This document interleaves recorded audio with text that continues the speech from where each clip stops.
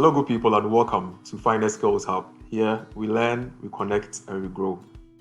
In this short video, we are going to learn how to sum balances of account numbers that contain a particular string of characters. This example is very useful in the banking setting where preceding codes may represent a branch where a customer saves.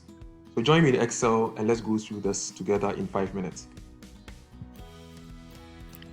So here I have account numbers and balances, and my goal here is to sum total deposits of all account numbers and their balances for each branch code.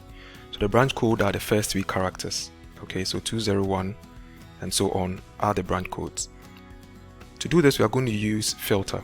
So filter is one of the new dynamic array functions in Microsoft 365. So equal to filter. So what filter does is that it returns an array based on a criteria or condition you supply. So here, the array I want is this list of numbers, that's the balances. Okay, so I select that and I bring my comma. Then you go to include. So include is where you supply your criteria. So my criteria is that the left function returns a number of characters from the left. So the left of these account numbers, okay, if I count the first 3, so comma 3, okay, should be equal to this branch code I have selected here. So that is my include criteria. Okay, if it doesn't find anything, you have the option of putting in something. So in this case, we put in a blank, which is nothing, and I close this. Now the challenge with this is if I hit enter, I'll get nothing here because this left, okay, the result it returns is actually going to be a text. So I need to convert this into a value, and I can do that by adding a 0 to this. So when I do that, it now converts it into a value, and I get now the spell of numbers that match this branch code.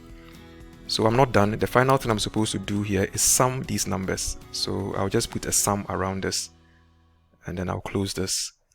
So now I have the sum of total deposits based on the branch code that I select. It may not be account numbers. You can also apply this if you are dealing with any series of numbers, maybe fixed assets and all that. So take the learning, please practice and add it to your list of Excel tricks. For more of these short videos, you can send ad to this WhatsApp number. We'll add you to our broadcast list so you receive our videos directly on your phones on Mondays and Fridays. All our old videos are on our YouTube channel, Finance Skills Hub. Please visit, subscribe for notification of new videos, or connect with us on any of these social media handles.